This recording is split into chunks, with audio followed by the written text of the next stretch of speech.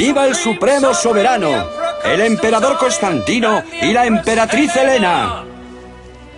Año 324. Constantino, el primer emperador romano en abrazar el cristianismo, ha convocado a los obispos para poner fin a los feroces debates teológicos. Debe haber existido un tiempo anterior a su creación, cuando él no existía. Hereje. 3 siglos después de que Jesús de Nazaret pasara por la tierra, se desataron encendidas disputas sobre quién había sido realmente. La decisión que impuso el emperador definió al cristianismo posterior hasta nuestros días. Soberano Supremo, hermanos ministros, este es el credo del que nos hemos declarado signatarios por unanimidad. Creemos en un Dios, el Padre Todopoderoso, hacedor de todas las cosas visibles e invisibles, y en un Señor, Jesucristo, el Hijo de Dios, engendrado por el Padre, luz de luz, Dios verdadero de Dios verdadero, engendrado, no creado. Por decreto imperial, Jesús de Nazaret es declarado el único Hijo de Dios. Todas las otras opiniones quedan suprimidas. Los que discrepan son exterminados. Los manuscritos del Mar Muerto hablan de los hijos de Dios en plural. Son los perfectos, la gente que cumple escrupulosamente la ley. ¿Cómo se habría sentido el Jesús histórico de haber sabido que sería llamado el divino Hijo de Dios? Creo que se habría horrorizado por completo. Esta idea no tiene nada que ver con lo que él podría haber representado en la Palestina de la que estamos hablando. Hace 10 años, el historiador Robert Eisenman hizo que salieran a la luz los manuscritos del Mar Muerto. Descubiertos en 1945 por un pastor, estos documentos nos ofrecen una visión única sobre el mundo en que vivió Jesús.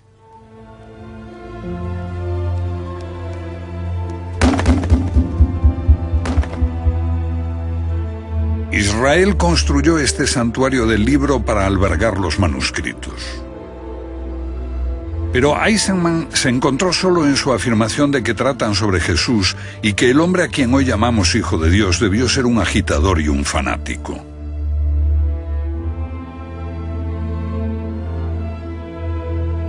Sin embargo, pocos discutieron las palabras que pronunció al final de un documental que hice sobre los manuscritos.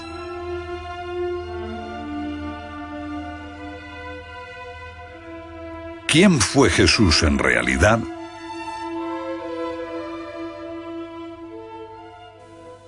Jesús fue un judío. Nació judío y murió judío. Creo que se asombraría ante la fundación de una iglesia cristiana.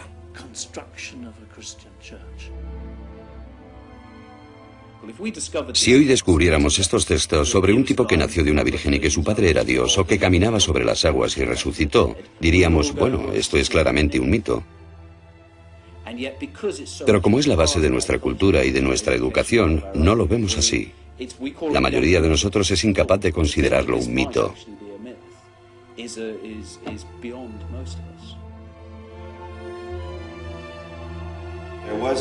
Hubo un hombre de letras y posiblemente un gran devoto cristiano que escribió a principios de siglo lo siguiente: no deberíamos creer más que el Jesús que vivió efectivamente en Palestina tiene algún parecido con el Jesús de la Biblia.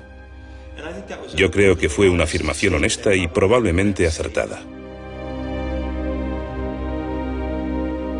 Los que toman la Biblia como la auténtica palabra de Dios podrían ahorrarse dolor e irritación renunciando a ver este documental, porque se basa en la idea de que la fe cristiana se origina en un mito.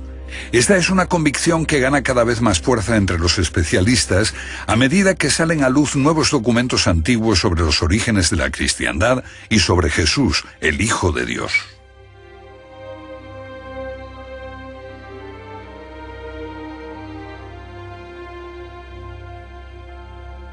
En los tiempos de Jesús hubo muchos hijos de Dios.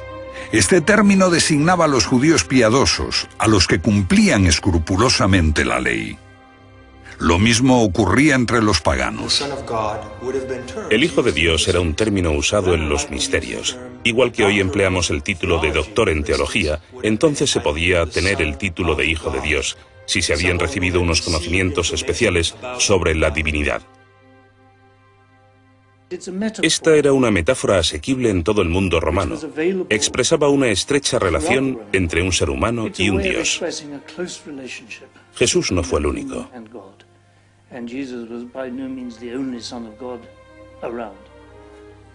Todos los emperadores afirmaban ser el Hijo de Dios y se atribuían la capacidad de obrar prodigios. Hijo de Dios no era solo un término reservado a los piadosos y a los inteligentes, también se aplicaba a los poderosos. En el antiguo Egipto, el faraón era hijo de Osiris y por tanto un hijo de Dios. Tomemos a Alejandro Magno. Es la persona que unificó a todo el mundo mediterráneo en el imperio griego. Su madre fue una iniciada en el culto de Dionisos. Ella le inculcó la idea de que él era fruto de una inmaculada concepción, nacido de su unión con Dios. ¿Era la Virgen Madre? Seguramente. Julio César es el hijo de la diosa, con un linaje divino como todos los emperadores posteriores. De modo que la idea de ser hijo de Dios era un lugar común en el mundo antiguo. ¿Jesús se llamó a sí mismo alguna vez el Hijo de Dios? Por lo que sabemos, nunca lo hizo. En el Evangelio de Marcos, él se llamaba a sí mismo el Hijo del Hombre.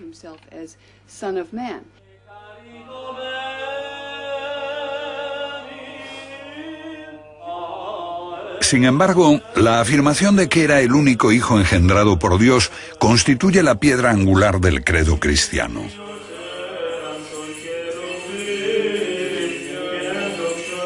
La cristiandad parece haber olvidado el pasado y se atribuye la promesa de la salvación, la vida después de la muerte.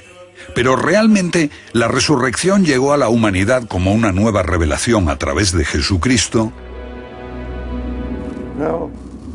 Sucedió lo contrario. Esa idea debe mucho a los egipcios, que estuvieron siempre muy preocupados por la vida eterna de sus cuerpos. Las pirámides muestran que la religión de los antiguos egipcios creía en la vida después de la muerte.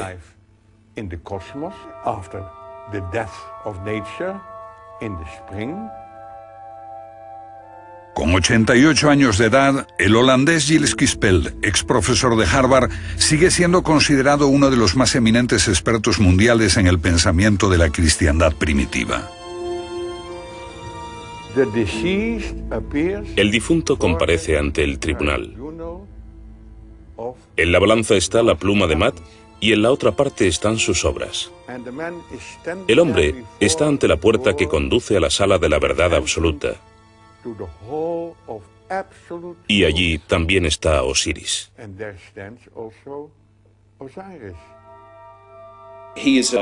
Este es un Dios que viene a la tierra como hombre.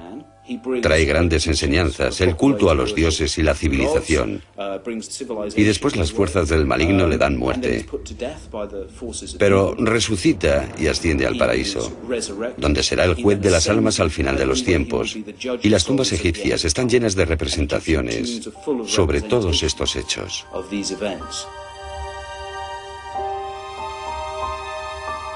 Para el antiguo Egipto, Osiris permanecía como la constelación de Orión, el buen pastor entre las estrellas, las almas en el cielo.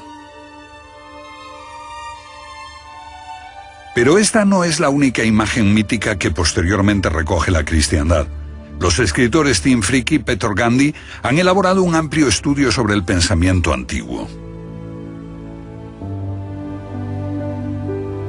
Es una imagen dura. ¿Por qué la puso en la portada de su libro? Bueno, esta evidencia fue sumamente importante para nosotros. Es un talismán, un amuleto. Es pequeño, del tamaño de mi pulgar. Y muestra lo que usted cree que es Jesús en la cruz. Pero la inscripción griega nos dice que representa la muerte y resurrección del dios hombre Dionisos. Y el descubrimiento de que este dios hombre pagano podía haber encontrado la muerte de la misma forma en que después se dijo que Jesús murió por nosotros. Era una evidencia concluyente de que la historia de Jesús fue tomada de la mitología pagana.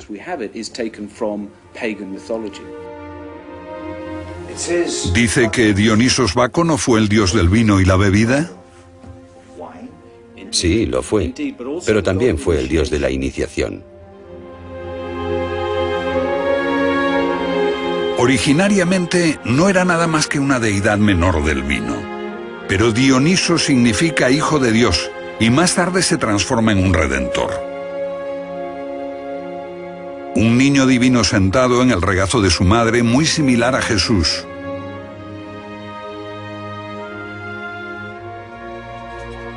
Es honrado con pan y vino para conmemorar su sacrificio y muerte en una estaca tosca. Resucita y asciende al paraíso. Esta es la versión griega de Osiris. La historia tradicional dice que Pitágoras recorrió Egipto, estudió en los templos durante 20 años y llevó a Grecia esa enorme sabiduría mística egipcia que se asocia con la idea de Osiris. Pero para introducirla entre los griegos, escogió a Dionisos y lo transformó en una importante figura. La mayoría de las grandes mentes del paganismo, como Platón, Eurípides y Sófocles, eran iniciados de este culto cuyo centro no estaba tan lejos de Atenas. Miles de personas fueron iniciadas en este culto a un Dios hombre que muere y resucita.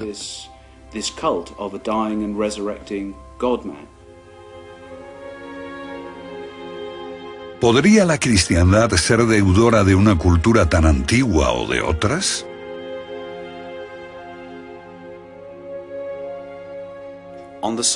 En el sitio donde se erige hoy el Vaticano, hubo antes un templo pagano. Los sacerdotes paganos celebraban ceremonias sagradas que los primeros cristianos encontraron inquietantes, por eso decidieron borrar de ellas toda evidencia. ¿Cómo eran esos terribles ritos? ¿Horrendos sacrificios, tal vez? ¿O quizás orgías obscenas? Eso es lo que nos han llevado a creer, pero la verdad es más extraña. Eso es lo que nos han llevado a creer, pero la verdad es más extraña. En este antiguo santuario pagano los feligreses glorificaban a un redentor, Mitra, igual que Jesús. Este nació un 25 de diciembre de una virgen, era el Hijo de Dios, ascendió al cielo y prometió volver al final de los tiempos para juzgar a los vivos y a los muertos. Aquí los sacerdotes paganos celebraban una simbólica comida con pan y vino en honor de su Redentor, la sangre de Cristo, que dijo a sus seguidores: aquel que no beba de mi sangre no conocerá la salvación. Igual que Osiris en Egipto, Mitra, una deidad de origen persa, permaneció en el cielo como Orión frente a Tauro. Su culto se convirtió en el principal competidor del cristianismo en el mundo antiguo. Un famoso especialista dijo que si la cristiandad no hubiera triunfado, el mundo entero habría sido mitraísta. He aquí una deidad que es un salvador íntimo y es el Hijo de Dios y de una mortal. También es el Dios encarnado, que trae sabiduría y una nueva religión que desafía la vieja autoridad, como hacen siempre los místicos. Un Dios que hace milagros, transforma el agua en vino en una boda, muere en Pascua, resucita a los 3 días y asciende al cielo. Tenemos bellas inscripciones que dicen: si compartes la sangre y el cuerpo del Dios hombre, tú también resucitarás. De modo que los motivos que asociamos con la historia de Jesús existían ya en la historia de Osiris Dionisos. ¿Cómo se explican esas similitudes los primeros escritores cristianos?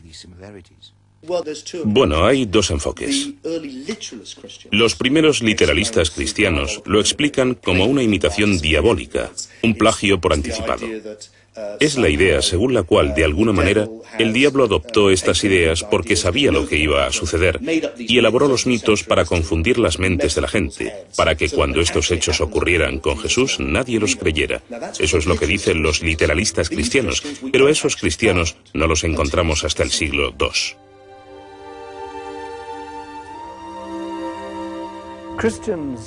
Los cristianos celebraron su victoria declarando que el paganismo era decadente, grosero, falto de interés, inferior, y que el cristianismo tenía simplemente que ganar. Pero esa era una fantasía cristiana. De hecho, el paganismo estaba muy vivo.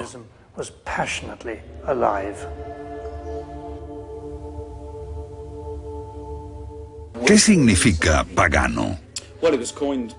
Fue acuñado por los cristianos como un término insultante. Significa habitante del campo. Esto sugiere que esa gente que había construido pirámides, que nos dejó las obras de Eurípides, Sófocles y Platón, eran gente de campo primitiva y supersticiosa. ¿Qué transformó su opinión sobre el paganismo? Creo que fue estudiar la espiritualidad pagana y descubrir una rica filosofía espiritual. Es allí donde tiene sus raíces lo mejor de lo que consideramos cultura occidental. Esa forma de espiritualidad no fue para nada la primitiva adoración de un ídolo. Era increíblemente refinada.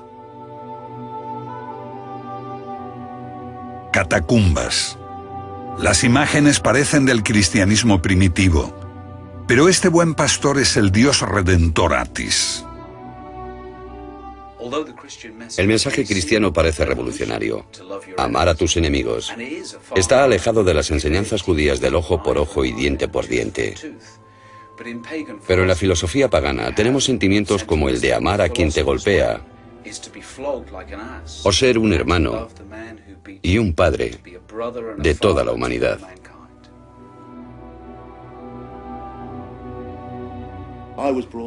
Yo fui criado, como creo que la mayoría de la gente en nuestra cultura lo ha sido, para tener al monoteísmo en un lado y el politeísmo en otro, considerando el monoteísmo como algo superior. Cambié de opinión, porque lo que uno encuentra en el politeísmo pagano es que tiene como centro la idea de unidad. Hay un Dios único o una unidad que está incluso más allá de la idea de Dios. Se trata del Ser Supremo que puede manifestarse con múltiples rostros, y la razón de que esta unidad impersonal necesite tantas caras es porque ninguna es inadecuada a la gloria de esta unidad.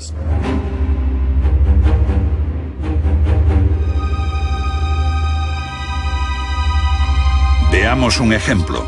India, tierra de miles de dioses y diosas. Cualquier indio puede decirle que todos ellos son simplemente distintas facetas del uno, que todo es uno, divino, ilimitado e incomprensible para el hombre. Lo que ocurre con el monoteísmo es que tienes la idea de que hay un único camino, una cara particular glorificada del único Dios. En nuestra cultura es Yahvé o Jehová, el Dios tribal judío, que es un rostro particular de Dios, que un pueblo relacionó con lo divino y dijo, esta es la personalidad de Dios.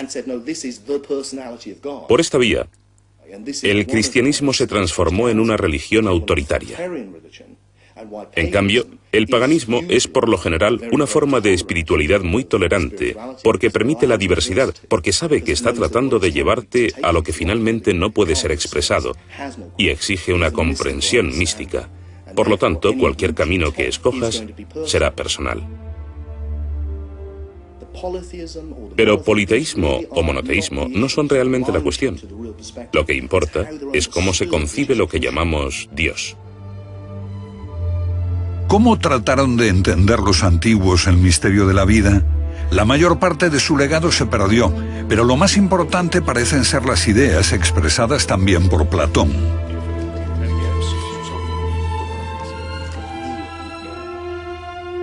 El hombre, dijo Platón, es como alguien en una caverna atado, incapaz de ver algo más que lo que está delante de sus ojos, vagas sombras en la pared.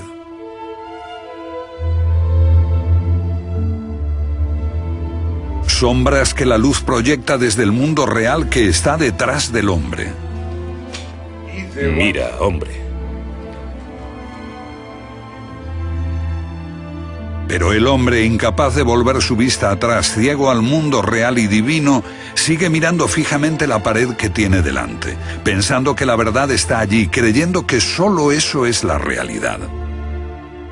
Enseñar a ver la verdad del mundo divino fue el objetivo de las religiones mistéricas. La religión mistérica aspira a la transformación. Esa es la idea básica del misterio. Buscan la transformación para ver la auténtica realidad, el auténtico conocimiento, lo que llamaron gnosis. Todas las religiones mistéricas tenían una forma exotérica, los misterios exteriores, y otra esotérica, los interiores, y unas enseñanzas místicas sobre la autotransformación. Los misterios exteriores se dirigen a las masas. Están disponibles para todos. Pero otros veían una realidad mística más profunda bajo la superficie del relato sagrado. Para ellos este relato era una alegoría que no solo hablaba de Dios, sino también sobre ellos mismos en lo profundo. Un mensaje que les enseñaba a comprender el misterio de la vida y a enfrentar la realidad de la muerte. Y entonces, lo que hallamos es un espectro entre dos extremos, los que llamamos literalistas por una parte y los agnósticos o místicos por otra. Pero los agnósticos, filósofos paganos, están atacando a sus propios literalistas o fundamentalistas, quienes creen que adorar un ídolo les ayudará.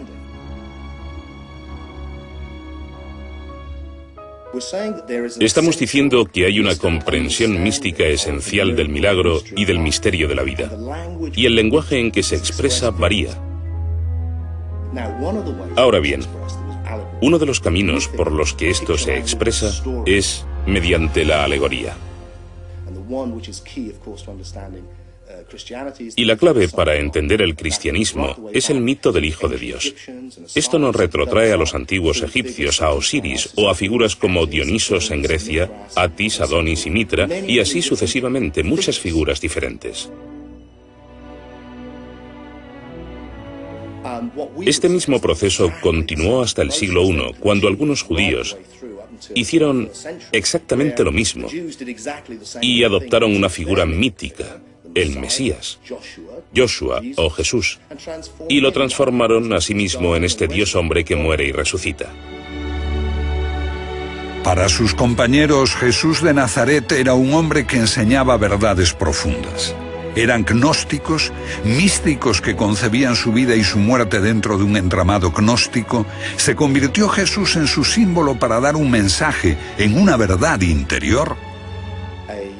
Una figura dentro de una alegoría mediante la cual uno puede ser transformado por la iniciación y al final alcanzar la gnosis o conocimiento, ese estado místico de la iluminación.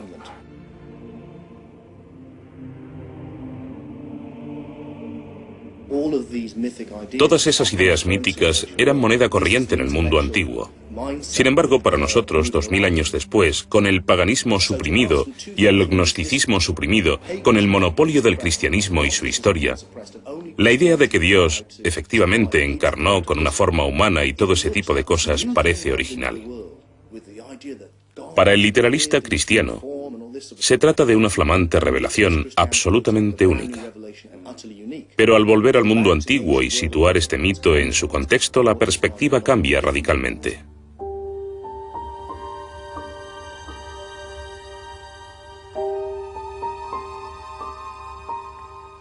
La creencia en la historia de Jesús fue originalmente solo el primer paso en la espiritualidad cristiana, el misterio externo. Su significado tenía que ser explicado por un maestro iluminado cuando los alumnos alcanzaban la madurez espiritual. Un conocimiento místico de Dios más allá del simple dogma. Aunque hay muchos grandes místicos cristianos en siglos posteriores que han sido capaces de ver intuitivamente a través de este nivel simbólico más profundo, como cultura hemos conservado solo los misterios exteriores. Me parece que hemos conservado la forma, pero perdimos el significado. 300 años después de la muerte de Jesús, el emperador Constantino convocó a la Iglesia para dar forma al credo cristiano. El dogma convirtió a Jesús en el Hijo de Dios. Fue la conclusión de un proceso en el que la forma usurpó al significado. ¿Qué sucedió con el Jesús real? El rostro que surgirá de esta reconstrucción será muy similar al tipo de rostro que tuvo este hombre en vida. Cada vez estamos alterando más su imagen. ¿Cómo sería su aspecto físico? Recientemente la televisión hizo una reconstrucción que lo presentaba como un hombre corriente en Israel de hace 2000 años. ¿Pero qué sabemos realmente de Jesús por la historia? Parece bastante cierto que existió un líder sectario judío llamado Jesús, y que fue crucificado por los romanos con la participación de los judíos, del sumo sacerdote y de sus seguidores. Pero esto es todo lo que sabemos con seguridad. El único contemporáneo que escribió sobre Jesús fue el historiador Josefo, pero solo unas pocas palabras que incluso podrían haber sido insertadas posteriormente. La Biblia describe a Jesús de forma más detallada, pero los evangelios parecen contradecirse. Tomemos el momento crucial en que sus seguidores oyen que su Señor ha resucitado. Marcos dice que un hombre de blanco se lo anuncia a 3 mujeres. Lucas sostiene que 3 hombres y 3 mujeres se encuentran con 2 ángeles. En Mateo 2 mujeres ven un ángel. Y en Juan, María Magdalena ve a 2 ángeles.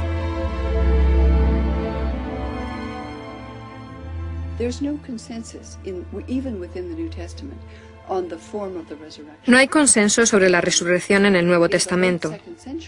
A finales del siglo II se decía que tenías que creer no solo que Jesús estaba vivo, sino que efectivamente se produjo una resurrección física. Y ese requisito se conservó en el credo. Pero no fue parte del movimiento cristiano original.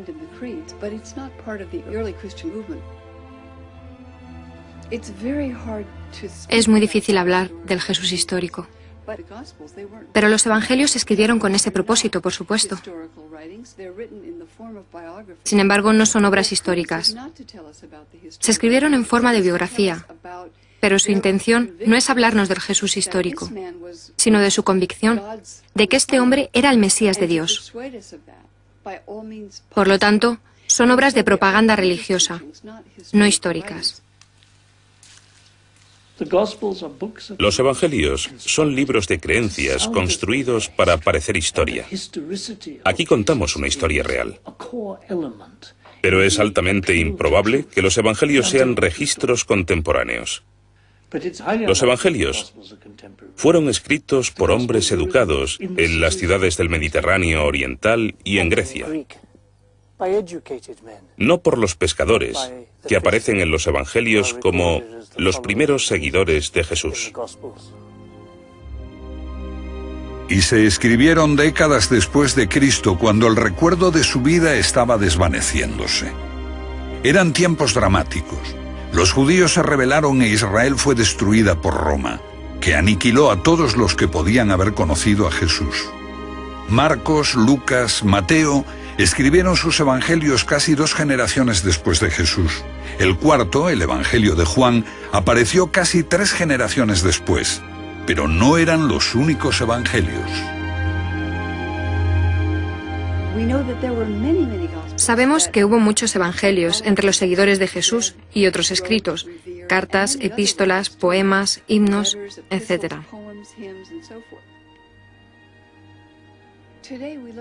Ahora miramos el cristianismo y lo vemos muy diferente. Todo, desde los baptistas, los ortodoxos rusos, los calvinistas, los católicos romanos, una gran variedad. Pero cuando nos remontamos al siglo I, la variedad era mayor. No había un canon fijo de las escrituras del Nuevo Testamento, ni un credo al que pudieran acceder los cristianos de todo el mundo, ni existía una estructura específica. Lo que me fascina es que los grupos que se llamaban cristianos entonces eran mucho más diversos entre sí de lo que lo son hoy.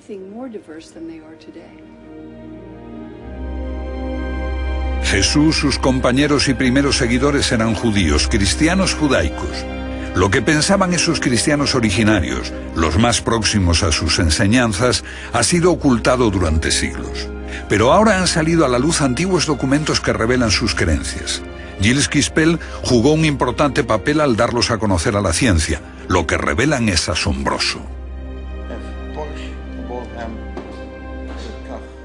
Los cristianos judaicos silenciaron el valor de salvación del sacrificio de Cristo.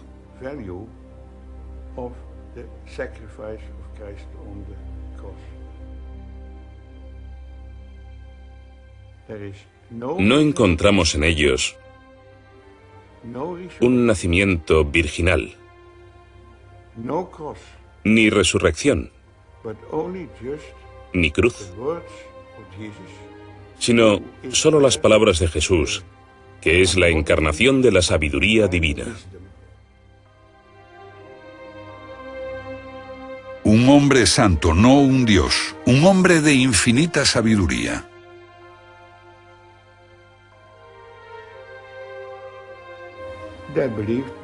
Creían que Jesús era un instructor iluminado y un iluminador. Un hombre que mostraba el camino hacia lo divino. Sus primeros seguidores parecen adherirse a una religión totalmente distinta. Los conceptos básicos de la cristiandad posterior les eran extraños. Solo mucho después vinieron los tiempos en que Jesucristo fue proclamado el Hijo unigénito de Dios y surgieron ideas y ritos que hubieran provocado asombro en Jesús y los suyos.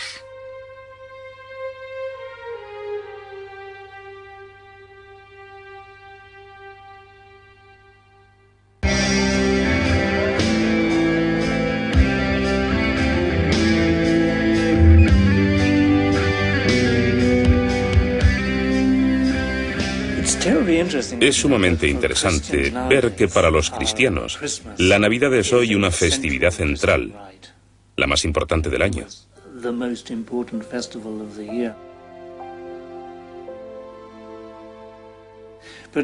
Pero no sabíamos que los primeros cristianos no celebraron la Navidad como el nacimiento de Cristo, sino hasta el siglo IV.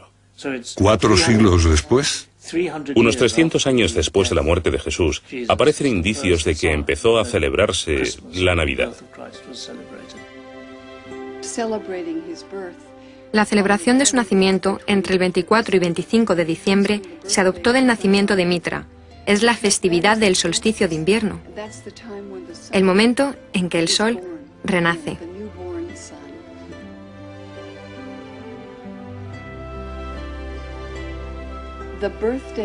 El nacimiento del dios Sol Invictus, celebrado por los romanos, fue adoptado por los cristianos como el nacimiento de Jesús.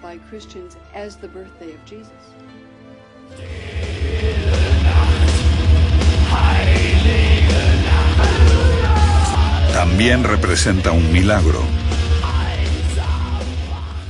Es muy interesante que la milagrosa concepción de Jesús, la procreación virginal, sea una creencia central, particularmente para los católicos. Pero en el Evangelio de Marcos, el más antiguo, nada se dice de esto. Tampoco en el de Juan. ¿Quién inventó lo de la virginidad perpetua de María y la Inmaculada Concepción? Ni idea. La virginidad de María y la Inmaculada Concepción son muy tardías. Creo que surgen de las enseñanzas del siglo XVII, XVIII o XIX. ¿Qué habría pensado el Jesús histórico de ello?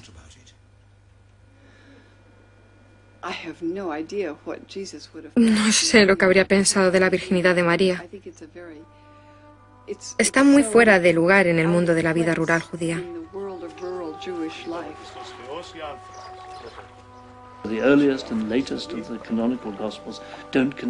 En los primeros y los últimos evangelios canónicos no se menciona el nacimiento virginal.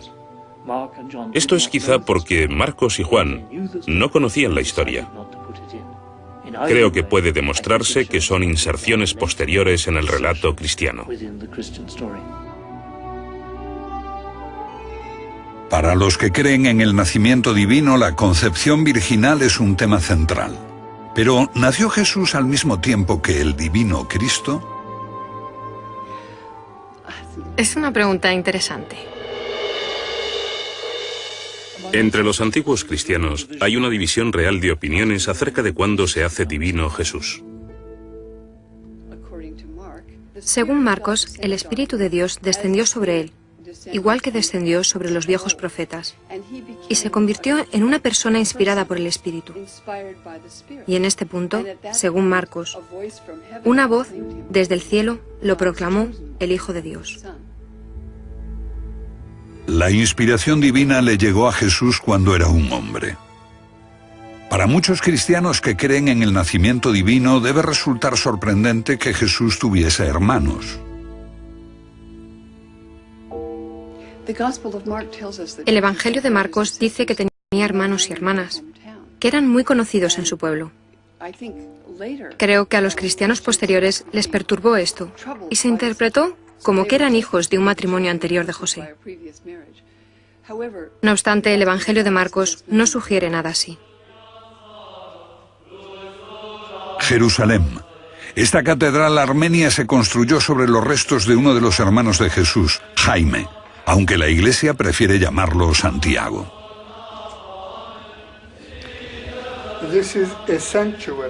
Esto es un santuario en el nombre de San Santiago, el hermano del Señor, que era primo de Jesús por parte de José,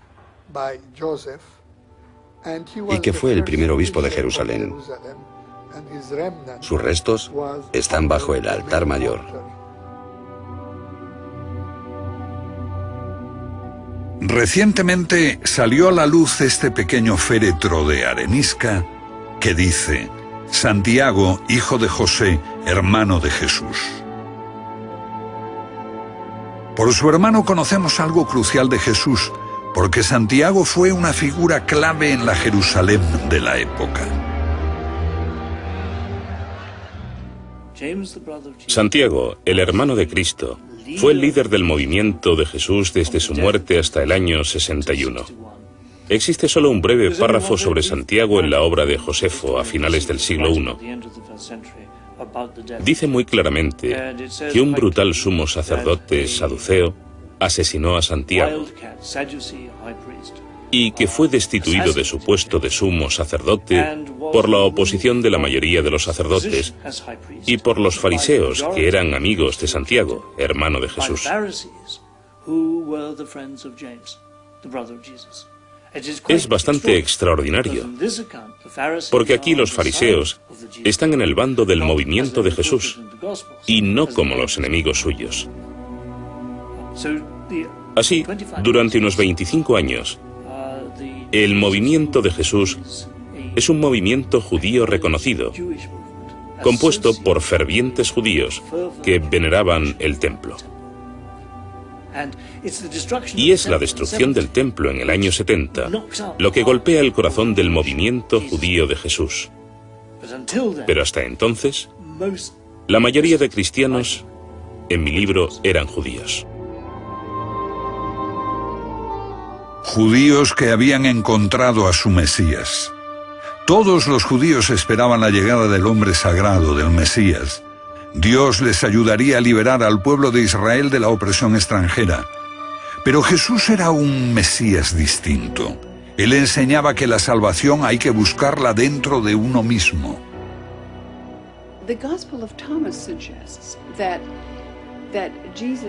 El Evangelio de Tomás sugiere que Jesús es el iluminado. Como Buda es el iluminado, no diferente a los demás, pero uno que ha comprendido el más profundo potencial espiritual de la naturaleza humana.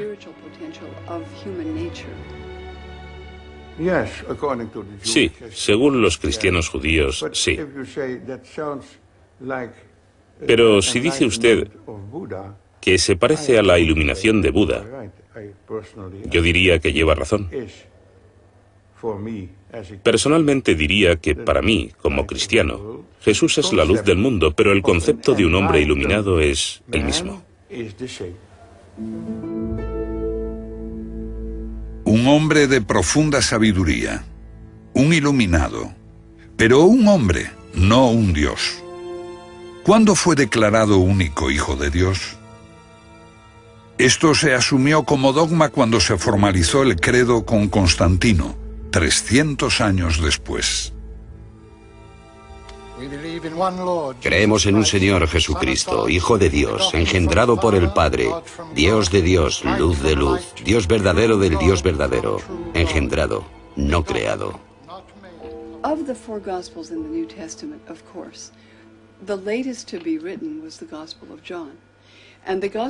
De los 4 evangelios del Nuevo Testamento, el último que se escribió fue el de Juan. Y este es el único evangelio que habla de Jesús como un ser divino en sí mismo, como Dios en forma humana y particularmente como el único engendrado por Dios.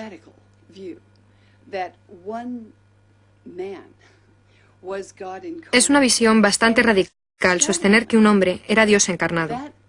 Y es alarmante que ese insólito evangelio, del cual no encuentro menciones entre los cristianos ortodoxos antes del año 160, más o menos se transformase en la lente a través de la cual los cristianos leen más tarde todos los evangelios. Muchos cristianos pensarán hoy que el cristianismo dice que Jesús es el Hijo de Dios, pero eso no es lo que se encuentra en Mateo, Marcos o Lucas. En ellos se encuentra la enseñanza de que Jesús es el Mesías de Dios, el único que redime a su pueblo, el único que enseña el camino de rectitud. Uno podía ser un judío muy devoto y seguir a Jesús en ese punto, pero con el Evangelio de Juan, con la afirmación de que es el Hijo de Dios, y más que eso, su único Hijo, cambia la comprensión del mensaje de forma total. Un creciente debate sobre la naturaleza de Jesús, si era un hombre o un Dios, transforma el cristianismo primitivo a medida que el movimiento crece. El énfasis se pone en el mensajero más que en el mensaje. Eso cambió al cristianismo más profundamente que el hombre considerado como el gran creador de la desunión, San Pablo.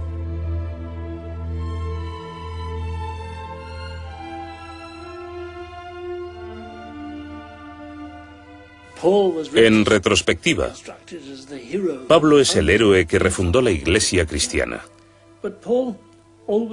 Pero Pablo siempre intentó llevar creyentes a la sinagoga. También estaba dispuesto a reclutar gentiles. La ruptura radical que supuso Pablo fue permitir a los no judíos comer con judíos y no seguir las leyes kosher. Eso fue una ruptura radical. Ser integrador.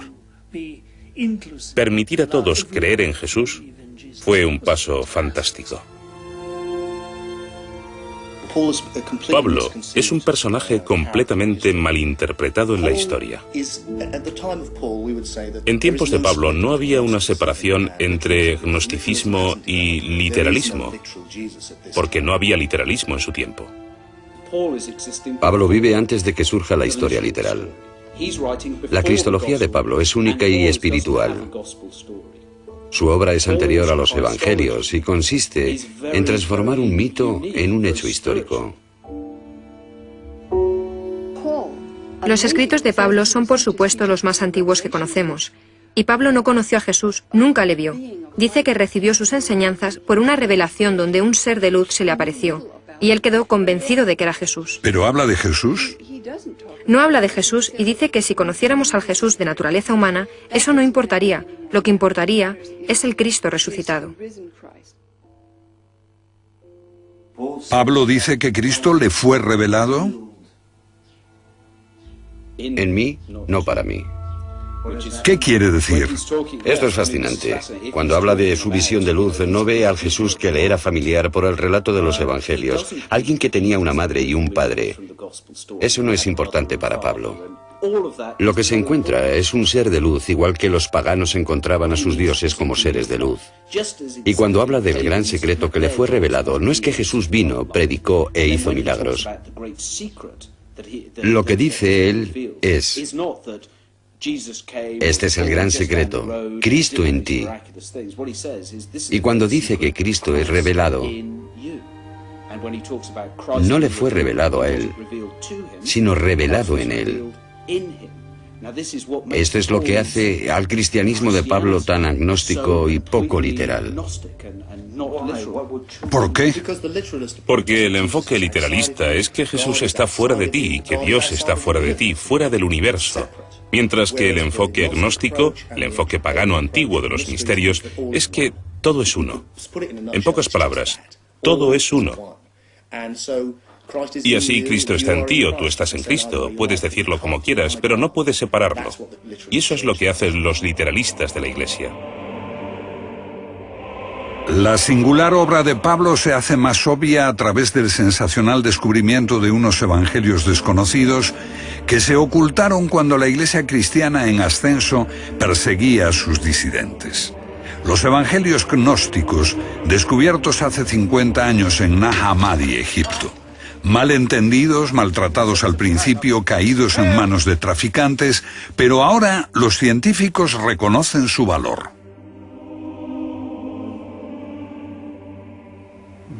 Los libros de Nag Hammadi son más importantes que los manuscritos del Mar Muerto, porque presentan un nuevo enfoque de la historia cristiana, de Jesús y de Dios.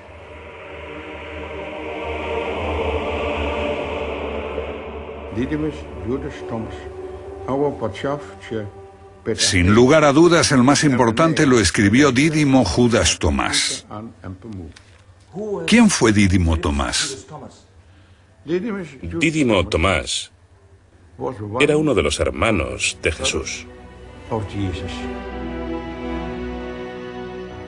Una tradición posterior de la Iglesia hace de Tomás el apóstol que no pudo creer que Jesús después de morir hubiese resucitado con un cuerpo físico. El incrédulo Tomás, del que ahora se dice que fue el más fiel discípulo de su maestro. ¿El hombre que mejor entendió a su hermano? Según el Evangelio de Tomás, sí. El documento atribuido a Tomás, aunque escrito más tarde, se cree que es anterior a los evangelios canónicos y se piensa que es un fiel reflejo del tiempo en que las enseñanzas de Jesús todavía estaban frescas y vivas.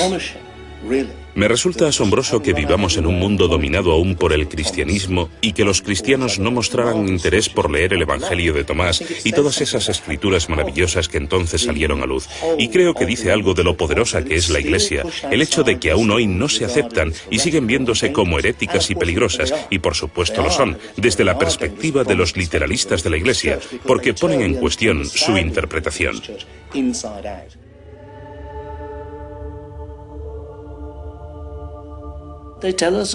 Nos hablan de una variedad de formas en que la gente creía que se podía hallar la salvación. Por la contemplación, por expansión de la chispa divina que llevamos dentro de nosotros, comunicarse con Dios buscándolo dentro de uno mismo, una búsqueda individual de lo divino, sin la ayuda de sacerdotes u obispos. Suena atractivo. El gnosticismo es muy atractivo. Creo que especialmente lo es para la mente moderna, porque promueve una religión para el individuo, no para una iglesia. Y esto es lo que el hombre ha venido buscando y deseando siempre. Hallar a la divinidad por sí mismo. Pero esto es una gran simplificación, porque se trata de algo sumamente complejo.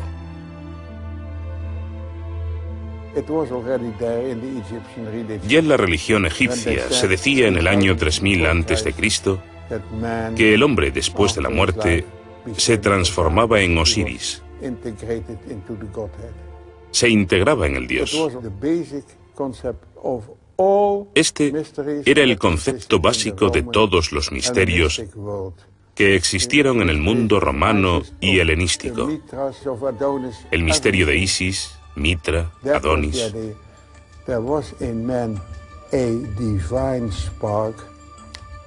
La idea era esta. Hay en el hombre una chispa divina, de la que es inconsciente y hay que despertarla mediante una iniciación que conduce a la transformación. ¿Cómo se perdió esa idea? Bueno, es muy simple. Los católicos tenían un bulldozer y los rabinos tenían un bulldozer también.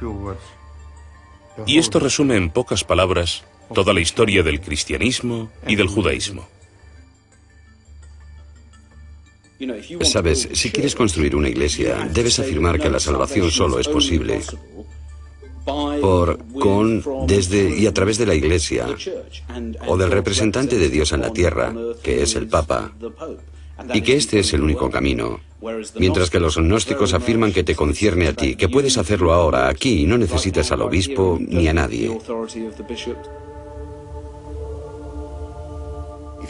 Si quieres saber qué es en verdad el cristianismo y qué es el paganismo, descubrirás que es un viaje de autoconocimiento. Y lo que están buscando es la parte de uno que no puede morir. No es que se te vaya a dar algo que no tienes, es descubrir que ya eres inmortal. Porque tu esencia no es el cuerpo. Nos confundimos a nosotros mismos con estos cuerpos individuales con todos los problemas que conllevan. Y toda la historia es que necesitamos morir para la identidad del cuerpo, que es el centro de la cuestión, y que necesitamos resucitar a nuestra auténtica identidad, que es el Hijo de Dios, el Cristo, el Osiris Dionisios. ¿En qué sentido somos todos hijos de Dios? Somos todos hijos de Dios y nos damos cuenta de nuestra auténtica identidad. Entonces, en ese sentido, el mito total, el relato de la crucifixión y la resurrección, ¿es un modelo para todos y cada uno de nosotros? Un modelo, sí, exactamente. Un modelo que consigues encarnar mediante la iniciación. Para los gnósticos, su búsqueda de la totalidad era una continuación de la búsqueda pagana. Conócete a ti mismo, decía el oráculo de Delfos. Esa fue la búsqueda de Platón, de Sócrates, y los gnósticos continuaron la búsqueda. Y era difícil. Había que pasar por la experiencia. No había forma de evitarlo. Pero una vez que has entrado en una iglesia, solo tienes que creer en Jesús e irás al cielo. Para los gnósticos, debes convertirte en el Cristo mismo, con los sufrimientos y el esfuerzo que también eso implica. Una religión del todo distinta. Quiero decir, al estudiar el gnosticismo, uno entiende por qué triunfó el cristianismo. Era algo inevitable.